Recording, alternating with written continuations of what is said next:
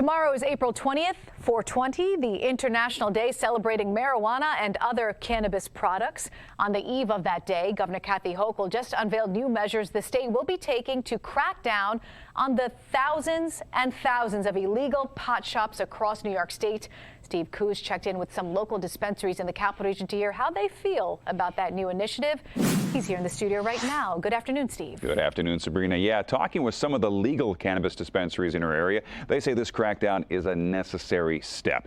New York's Office of Cannabis Management will now be looking for the illegal shops that are selling unlicensed products, selling anything that makes people sick, and selling near schools, churches, and kids.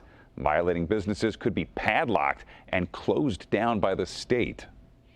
We've waited far too long for this reckoning with all the illegal shops, and your day has come.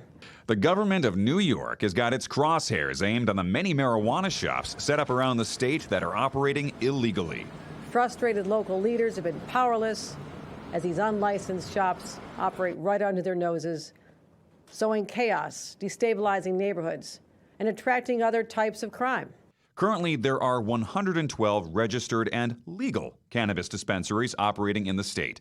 Compare that to the estimated 36,000 illegal shops, and it's not hard to see the size of the issue.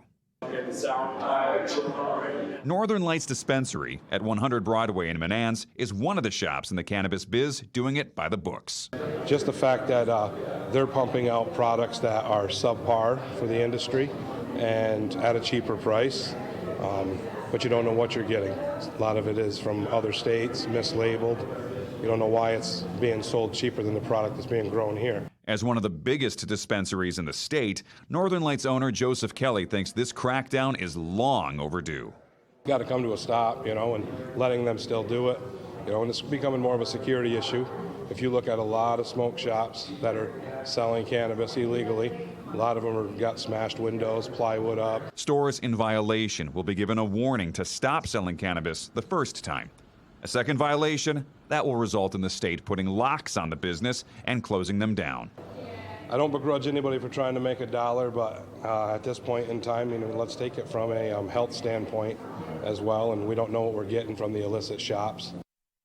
So under the new cannabis shop crackdown, landlords could face a $50,000 fine and even more going on if they don't evict businesses that are caught selling illegally on their property.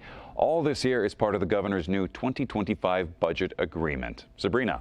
Steve, thank you. 36,000 illegal shops. Ooh. Wow, incredible.